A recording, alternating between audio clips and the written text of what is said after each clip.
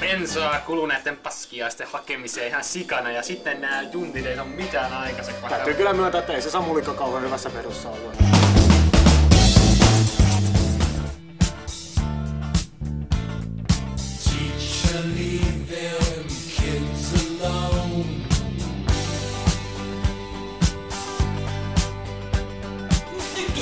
Kuva ääni pätkii näin.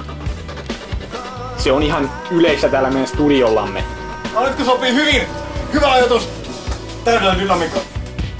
Kone salkka! Hei, mutta ei oo mikään sikakoulu.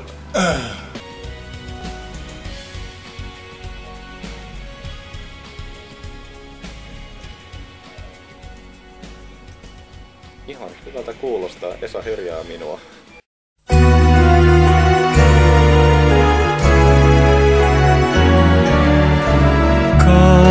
Kauan